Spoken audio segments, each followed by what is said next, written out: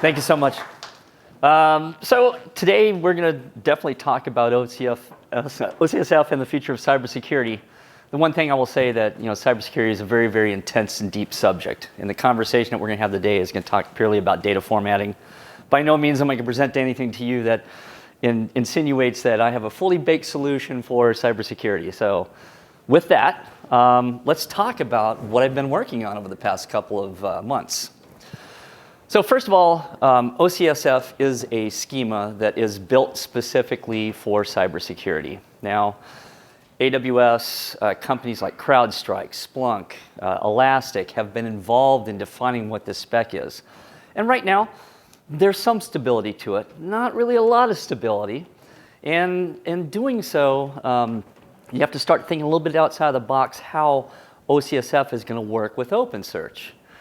So it is an open source project. You can commit to it. You can participate. Personally, I don't have the cycles to do that, but I really would like to in the future. But realize that you can contribute to the schema and the specifications if you have an interest in it. And I'll just go ahead and put that out there because it is a developing area. Now, there are vendors and data producers of these different security tools that have different schemas. And really the goal here is to make sure that we can get people that are writing the rules and the data that's being collected collaborated together so we can have a common language for threat detection. And so OCSF does foster that.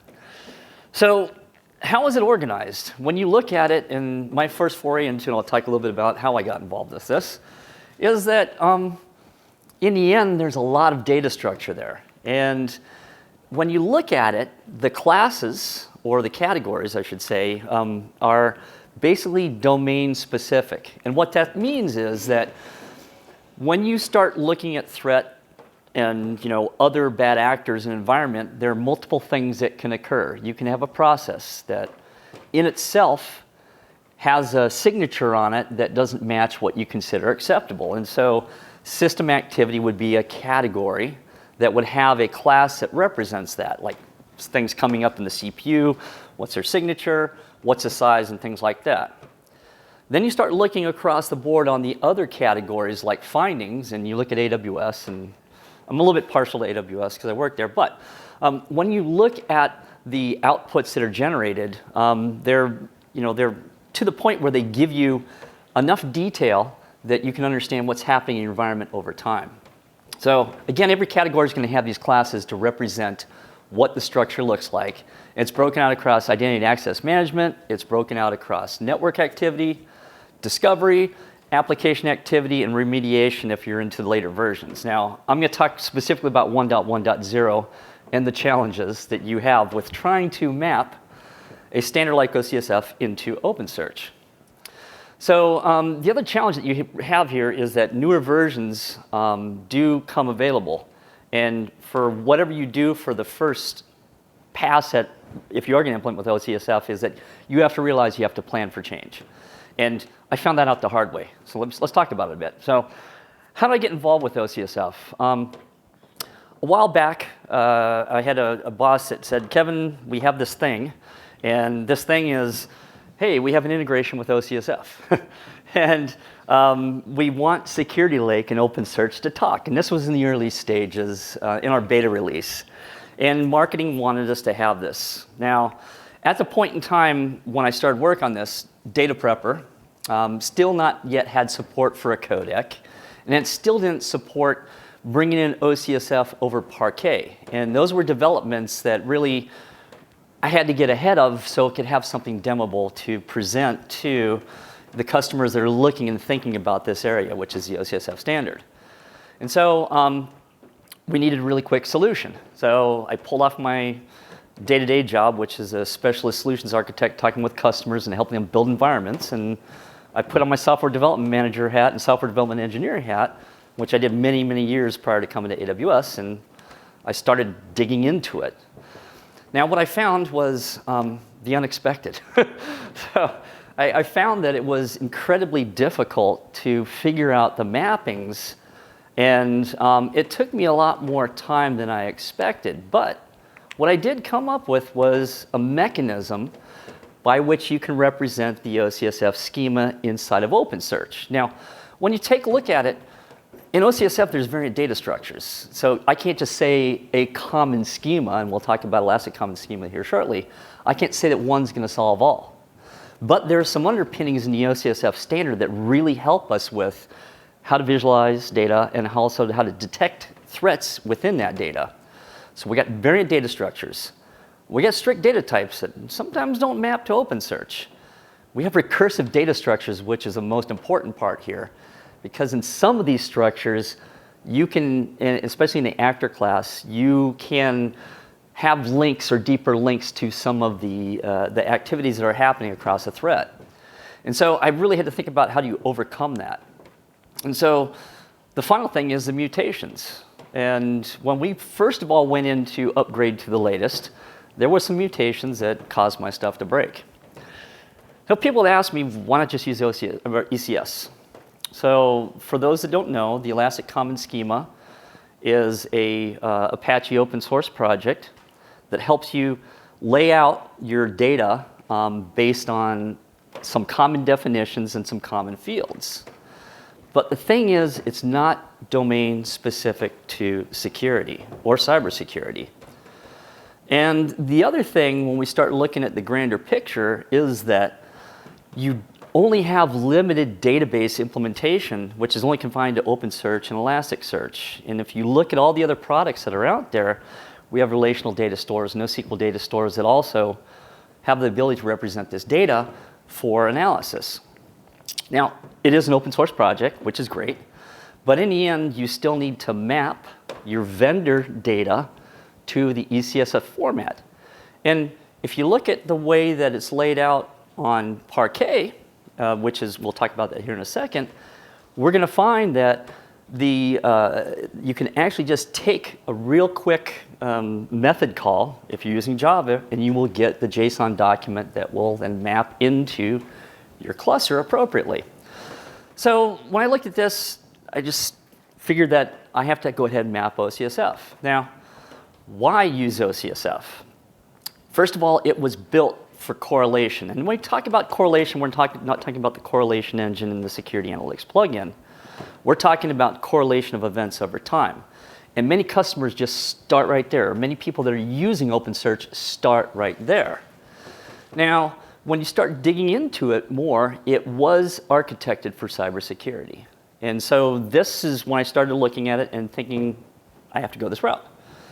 Now, it is supported and implemented across multiple databases. Given that you can represent in Parquet format, it can be iterated as a JSON document, it can also be stored in other engines. Having those common fields and having the support of vendors like CrowdStrike, even Cargill, go take a look. They actually have a security a branch or an organization, and they actually contribute to some open source activities around this. But there are a lot of players that are looking at this as the next step for cybersecurity.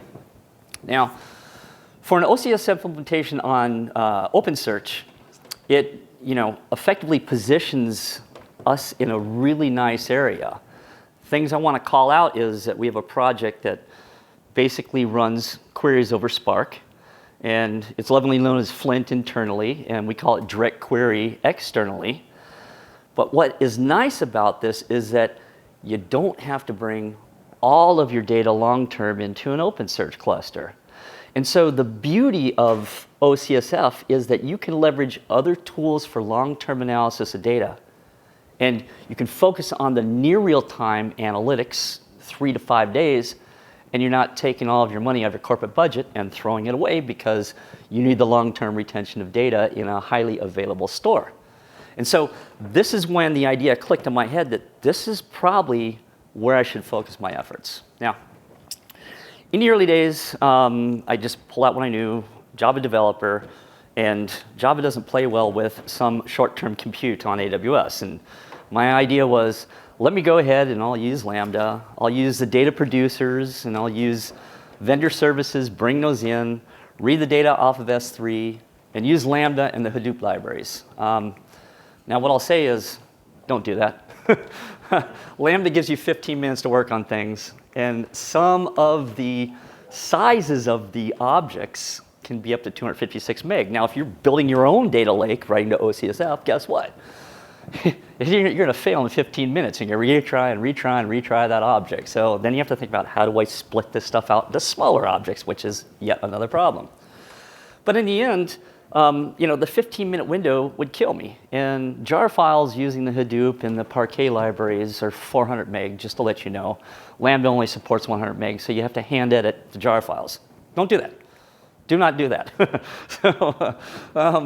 Now, the other thing I found out was, it's a schemaless engine, right? Why can't I just take data and throw it in there and stuff magically works? Well, I think all of us know about data conflicts and mappings, and if you haven't enjoyed that fun, then guess what? You will enjoy that fun.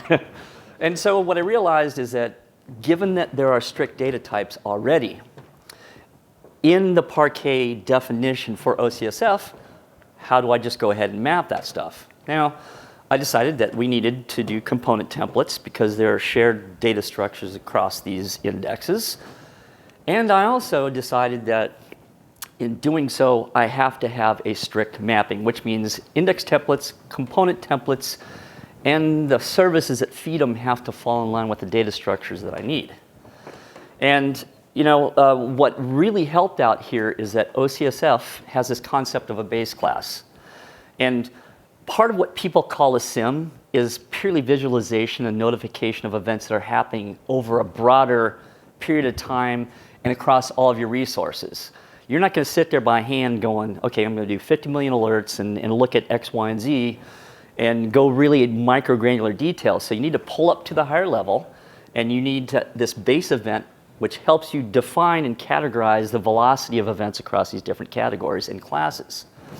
And so I started focusing on the base event and using that with component templates to build my data structures. Now, in the end, this is where that base event is where correlation over time begins, and it's the most critical part of this structure. Now, it also helps for visualizations. Now, the thing you have to go back and forth on is, do I do nested, which doesn't visualize well? Do I do arrays, which doesn't visualize well? So you kind of have to have the trade-off, but the base event actually prepares us for having that common thing that you can do all visualizations on. And after that, you can specialize in the different categories. So after I'd played with all this, Raj Sharma and team, and Lior was on some of the team, and some of the other people in the audience here were working on getting data prepper set so we could ingest this thing. I'm sitting here fighting a battle trying to get something demoable, but guess what? A couple months later, boom, data prepper has support. So data prepper then introduced, having some of the lessons we learned in the POC, it gave us the ability to read bucket notifications from S3. Now, this is an AWS thing. But having that notification that something landed in an object store now gives you the ability to read it, transform it, and then push it into your engine so you can analyze it with either security analytics or other tools that you've built. And they also added a codec for pulling Parquet data off of S3. So this solved the long-lived problem. So I was using Lambda for short-lived stuff, but now I have a long-lived solution. I can put it on Kubernetes. I can deploy a fleet behind an auto-scaling group or some sort of auto-scaling mechanism like F5. Now I have the ability to scale and crunch this stuff down regardless of the size of the data. Now, the other thing was internally, Amazon Security Lake started looking at how do I use Data Prepper to transform my data that comes in raw into Parquet format. And they actually started showing that this is totally doable. So now you start putting these pieces together and you realize I got OpenSearch as an engine to analyze, I got Data Prepper as an engine to prepare, and someone's done all the dirty work to do the OCSF standard for me so I don't have to worry about it, other than versioning up, right? So the other thing that was compelling is that OpenSearch ingestion on AWS uses Data Prepper as an engine. So I have a playground, I can scale, button click, set everything up. Now the solution in the end, it does work well in open source, and it does work well on the, the managed offerings that we have at AWS. So now when you step back, you have the fundamentals. And the fundamentals alone aren't going to get you to where you need to be. Now you have to start thinking about the architecture. And so, first of all, packaging was the first part of it. You have hundreds of component templates and hundreds of index templates, and using put commands and orchestrating all these in an API are hard to do. But guess what? We have OpenSearch integrations and the OpenSearch catalog, and Lior and I have spent many times going through how is this supposed to look, how is this supposed to feel, but ultimately it gives us a venue to give you something that's pre-installed, that has all the mappings, the visualizations, and the dashboard, so now you can make sense of your cybersecurity presence. So that's the first thing that I started working on. The next thing is that Data Prepper has blueprints. And these blueprints enable you to read from these sources and write to these destinations and just change a couple parameters. So you don't have to really do any guesswork now. You just select a template, change a few variables, and you're off to the races. So what we started doing is we're at the final edges of installing or having the ability to install OCSF type of controls, visualizations, dashboards, index patterns, and templates so that I don't have to think about it. One button, click install, use Data Prepper, then prepare the data in the format I need, and then I have my solution. So now you start thinking to yourself, I have it working, I have things that are being ingested, I get these pretty visualizations and dashboards, I can create alerts and alarms on them, and I can even write Sigma rules in the security analytics engine to read across OCSF. And by the way, the team's working on that. And that is one of the next steps, is to have Sigma rules run over the OCSF standard. So usually when you start looking at the final solution, I always look at open source projects. I feel that closed source in a way limits the things I can do. The two things that come out are FluentBit, which, if people don't know about FluentBit, lightweight agent. There's always FluentD, but they have transformational capabilities, and what we call these are client-side detectors. Now you have to make decisions in your architecture.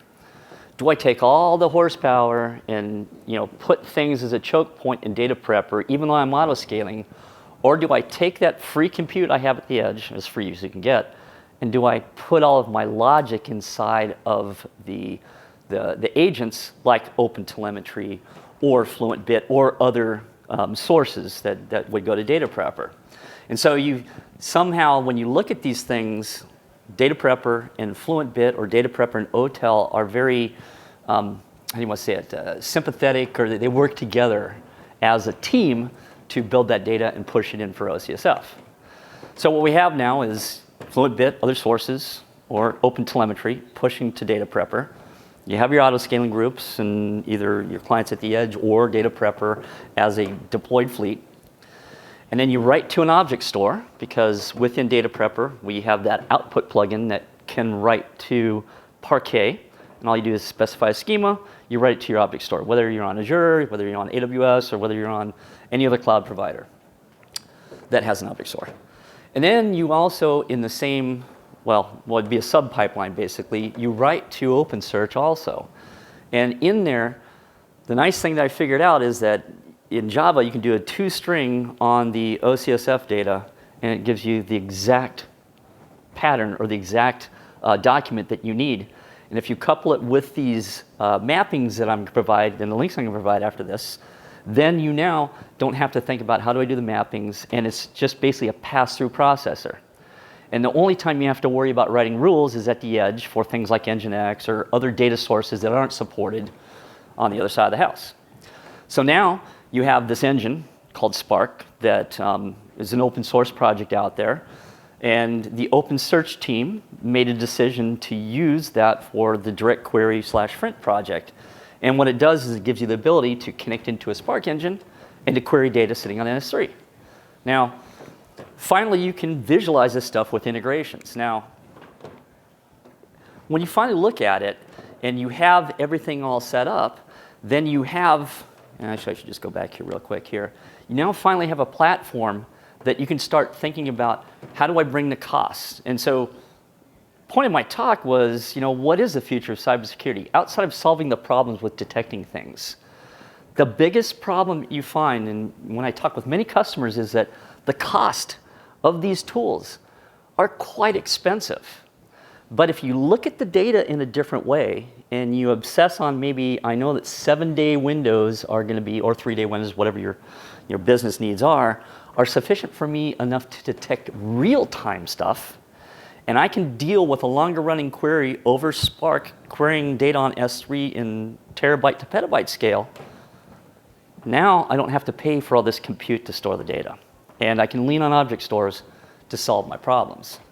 So that's really where the future is going to go, along with having an easy button. Now, Jamesh is in the audience here, and he does work on our security analytics plugin. And you corner him when you leave here, but I'm working with him and his team to look at how now we do the Sigma overlay on top of this activity. In the end, if you look at the security analytics plugin, we use, of course, the ECS format. But it doesn't say in the future we can't use OCSF. We're right now just mapping between the two. But I think the future is going to start going that direction. So, how do you get involved?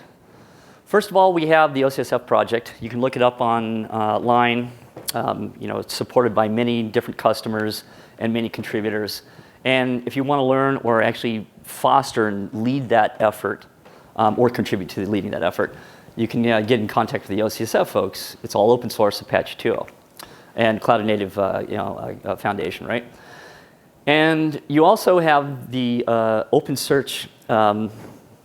I did not spell that right. It says catalog, not data log. So catalog and integrations. So with this, you now can start sharing. And in the future, I see maybe more of an open source marketplace, which you can do right now. You can actually go in integrations, and you can grab, when we finally release this integration here in the next couple weeks, you can pull it in, install it, and using the blueprints that you have for Data Prepper, you can get a view of what I'm going to demo here in a second. Now, the other thing you can do is right now myself and another Kevin down in Australia, Kevin Lowe, he's a security specialist. And he focused specifically on security stuff. And we looked at this problem like, is this the future? Can we actually build a SIEM on OpenSearch? There's projects out there, but what would that look like? And how can we start working on it? So you can reach out on this link and pull that in, reach out to Kevin if you want to see what we're doing. And you can also ask to be a contributor on the project. Now, the final thing is a Data Prepper. All you really need is a blueprint. And so the blueprint that we're going to then share is going to be on the Data Prepper side of the house. And all you really have to do is then install this stuff. So let's get into a demo. And I'll take questions here. I'm actually kind of on time. That's odd. So if I drop in here, I'm sorry about that. What I've created is basically ND-JSON files. So ND-JSON files have your mappings, your visualizations, your index patterns, and they give you a way that you can then visualize the data and also play around with the data. So the most important part is making sure that your index templates are able to understand the data that you're putting in there, and you want to make sure that your component templates that help foster that work well with your index patterns. And so with the ND-JSON file, we install the index patterns, and then I can come in and if I wanted to look across any of the OCSF categories, and let's say that I want to look at the networking information. Well, I can pull that up, and bear with my connection here. It's a little bit slow lately. But now I can start pulling up event sources across all different types of things. Route 53, VPC. Now, you might know these Route 53 is going to be DNS, and you might see VPC as net flow logs, and this is what the OCSF standard supports. It's not just directly related to AWS. It's meant to cover all cloud providers, all security solutions that are out there. And so now I have a way that I can start organizing this data. And over time, I can see, well, hey, something happened on Route 53, VPC was involved, and as I dig more into the data and start filtering out, then I'll see that I have a pretty good idea of what's starting to happen on the platform just using peer-based, time-based correlation. Now, the next thing, you have that visibility and you can drill down on those different categories. The next thing you have is being able to visualize things. Now, the IP address is the thing you see in here. It's all fabricated data, so it's not hackable. Just giving you a heads up right now. It is live data, but it's been transformed. For the sake of this demo, though, what we're going to give you is a way that you can then start linking in and drilling down into what's happening with a specific account or a specific piece of property on what you have. Now, it is a little bit tilted towards AWS, but what I get now is, and I am not going to claim that I wrote this Sankey diagram. That's all Leor over there. But you now have the ability to then look at these different categories, narrow down onto a specific AWS account, and start looking at IP addresses. The biggest thing we worry about is is data ingressing or egressing if you're talking about network traffic, right? If you have a high velocity of data egressing out, it's a hint that something maybe abnormal is going to happen or is happening. Now, you can couple this with our anomaly detection plugin. It will gladly hint which accounts are hot and which ones are not. But the other nice thing too, and you can look at the implementation, is you look at some of these IP addresses and you want to really validate whether or not they're a risk. Now, in our security analytics plugin, we do have our threat intelligence stuff. And one of these days, I'm going to figure out how to get that worked in here. But what you now have is a way that you can just visualize your data across your OCSF stuff. And the final thing I'll go ahead and demo here, and I'll go take some questions here real quick. I know I'm running 3 minutes short here for questions, is that when I mentioned that you can use the base class for OCSF to see what's happening across everything, when I go and I do a high-level account drill down, I can, and just give this thing time to actually refresh, and give me 1 second here. Drill down count. Let me take the filter off of it. Sorry, working with the network. Now I can actually look at all of my OCSF categories. It's still spinning, so I'll keep on talking. One of these days it will come up.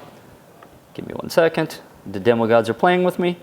Okay, here we go. I probably clicked on the wrong visualization. But now I can look at a very, very high-level view across everything that's happening with OCSF, and I will be able to visualize whether or not it was network traffic or whether it was other pieces of information that hint that maybe something's happening either with a finding, with network activity, with process activity, and whatnot.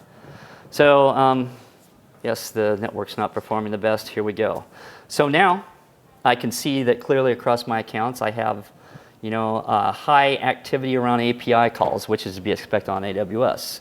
But my second hottest thing is network activity. But I can actually, with the dashboards and visualizations, see what the velocity is, where the pain points are if I'm doing a manual inspection. You top this and you add alerting and notifications in AWS, in OpenSearch, and then you have a complete end-to-end package that can help you start integrating things like SOAR, which we don't really provide out of the box right now. So when we talk about the future, this really is a place that I feel passionate about, and I think it's a lot of, there's enough things here that we could build in the open source community using OpenSearch, a cybersecurity offering. So that's my pitch.